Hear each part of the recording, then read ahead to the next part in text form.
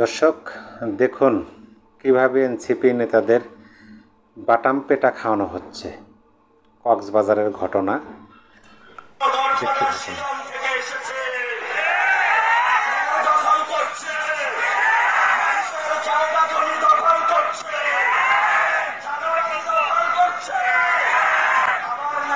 সংস্কার উঠে না আমরা বললাম কক্সবাজারের জনতা এই ধরনের সংস্কার বিরোধী যে পিয়ার বুঝে না রাজপথে তাদেরকে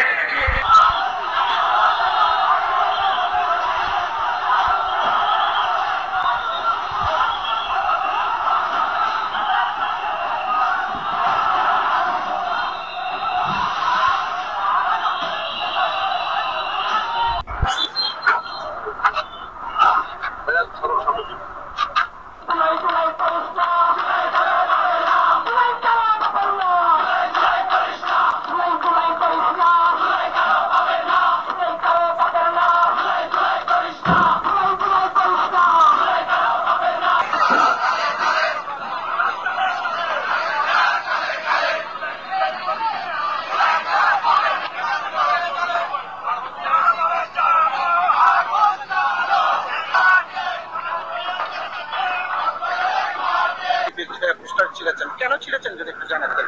আসলে আপনারা জানেন কিছুক্ষণ আগে কক্সবাজারের মাটিতে বসেই এনসিপির একজন শীর্ষ নেতা নাসিরউদ্দিন পাটোয়ারি, সে আমাদের কক্সবাজারবাসীর অহংকার, বাংলাদেশ জাতীয়তাবাদী দল বিএনপির জাতীয় স্থায়ী কমিটির সম্মানিত সদস্য জনতা জনাব সালাউদ্দিন আহমেদকে নিয়ে এক কুরুচিপূর্ণ বক্তব্য দিয়েছেন।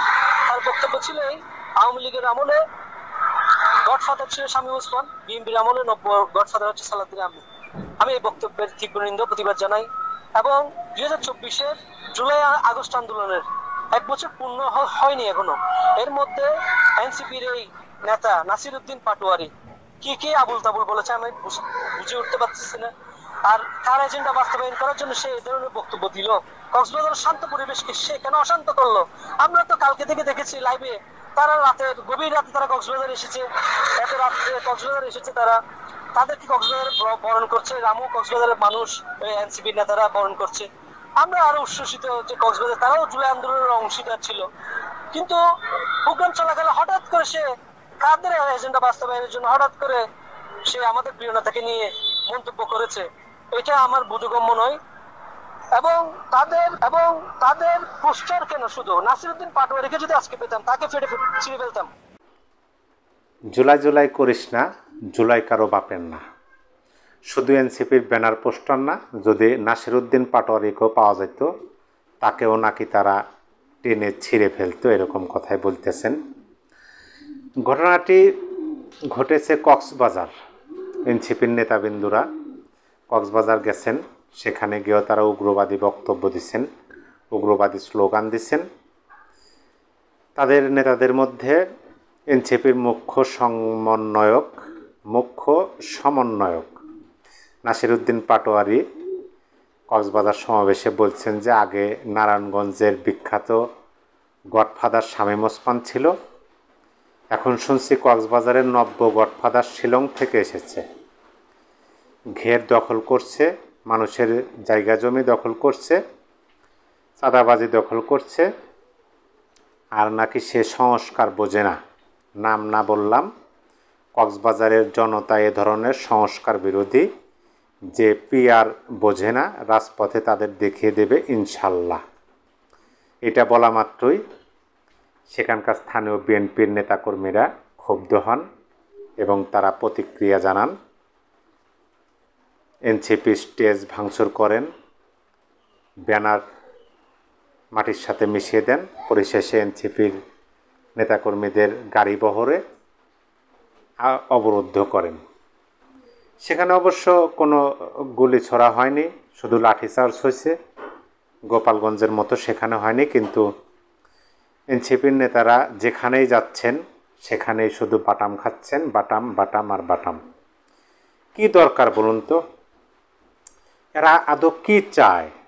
আমাদের দেশে এরা কি গৃহযুদ্ধ চায়, নাকি এরা আমাদের দেশ সোমালিয়া বা আমাদের দেশ কি বলে, এরা তো প্রকাশ্যে ঘোষণা দেয় যে আফগান বানাতে চায় এরা।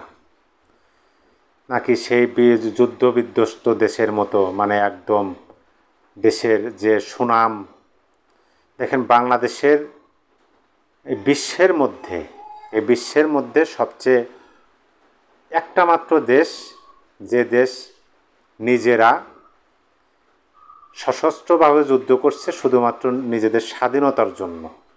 দীর্ঘ 9 মাস যুদ্ধ করে স্বাধীনতা পাইছে, স্বাধীন সার্বভৌম দেশ। সেই দেশে হঠাৎ করে এ ধরনের উগ্রবাদী স্লোগান, উগ্রবাদী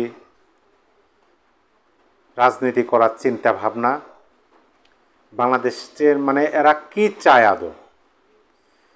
এরা গোপালগঞ্জে গেলেন, গোপালগঞ্জে গিয়ে সেখানে ব্যাপকভাবে উস্কাইয়া দিলেন, কারফিউ চলল, গুলি চলল, কজন নিরীহ প্রাণ ঝরে পড়ল। সম্প্রতি সোশ্যাল মিডিয়াতে একটা ভিডিও ভাইরাল হয়েছে, সেটা দেখলাম। সেখানে স্পষ্টতই বোঝা গেল যে তারা ডাইরেক্ট বলতেছে গুলি করে না কেন, গুলি করে না কেন, গুলি করেন, গুলি করেন। এগুলোতে আসলে কি বোঝায়, এরা কি বোঝাতে চায়? আর এটা কিন্তু এখন স্পষ্ট হয়ে গেছে যে এই উগ্রবাদী সংগঠন, যদিও তারা নিজেদেরকে রাজনৈতিক দল হিসাবে দাবি করেন, কিন্তু এখন পর্যন্ত মানে অনিবন্ধিত একটা রাজনৈতিক দল সরকারের পৃষ্ঠপোষকতায় বেড়ে ওঠার চেষ্টা করতেছে। কিন্তু তারা যেখানে যায় সেখানেই উগ্রবাদী স্লোগান দেয়, উগ্রবাদী বক্তব্য দেয়, মানুষকে উস্কে দেওয়ার মতো বক্তব্য তারা দিতে থাকেন, যেটা আসলে বাংলাদেশের জন্য সুখকর না। এরা ক্ষমতায় যাওয়ার পর থেকে কিন্তু বাংলাদেশের চুরি, ছিনতাই, ধর্ষণ, ডাকাতি এগুলো বেড়েই চলছে। খুন, দিনের বেলা ছিনতাই হচ্ছে, পুলিশের সামনে পুলিশ কিছু বলতে পারতেছে না। আমরা গোপালগঞ্জে কি দেখলাম? গোপালগঞ্জে সেইভাবে একটা ফুলের টোকা তাদের উপর পড়ে নাই। তারা সুন্দরভাবে সেখানে গেলেন, গিয়া উগ্রবাদী বক্তব্য দিলেন, খোঁচামূলক কথা বললেন। তারপরে জনতা যখন তাদের উপর ঢিল ছুড়ল, তখন কিভাবে গুলি ছোড়া হলো। এটা গণহত্যা। কিন্তু কক্সবাজার সেটা দেখলাম না।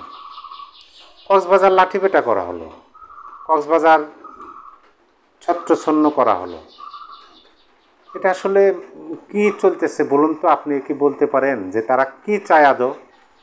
তারা যেখানে যায় জাতীয় নেতাদের নিয়ে উগ্র স্লোগান দেয়, জাতীয় নেতাদের নিয়ে অকথ্য ভাষায়, কষা ভাষায় এই কথাটাই বলছেন বিএনপি স্থায়ী কমিটির সদস্য জনাব সালাউদ্দিন আহমেদ, যে কষা ভাষায় তাকে গালিগালাজ করা হয়েছে। জনগণ বিক্ষুব্ধ হয়েছে, হয়ে তাদের স্টেজ ভাঙচুর করছে। পরিশেষে তারা যেন সহি সালামতে ঢাকায় ফিরতে পারেন বা অন্য জায়গায় যাইতে পারেন, সেটা তিনি সেখান থেকে ব্যবস্থা করছেন। এইভাবে আর কতদিন? তারা কি করছে বলুন তো? তারা দেশের জন্য এমন কি করলো যে তাদেরকে রাষ্ট্রযন্ত্র পাহারা দিচ্ছে, রাষ্ট্রযন্ত্র তাদেরকে মানে সুরক্ষা দিচ্ছে, অথচ তারাই বাংলাদেশের যে জায়গায় যাচ্ছেন সেই জায়গায় উগ্রবাদী স্লোগান দিচ্ছেন, সেই জায়গার মানুষদেরকে উস্কাইয়া দিচ্ছেন, মানে গৃহযুদ্ধের মতো। এক অঞ্চলের মানুষের সাথে আর এক অঞ্চলের মানুষকে লাগিয়ে দেওয়ার চেষ্টা করতেছেন, অথচ রাষ্ট্রযন্ত্র তাদেরকেই পাহারা দিচ্ছেন, সুরক্ষা দিচ্ছেন। কোন দিকে যাচ্ছে দেশ?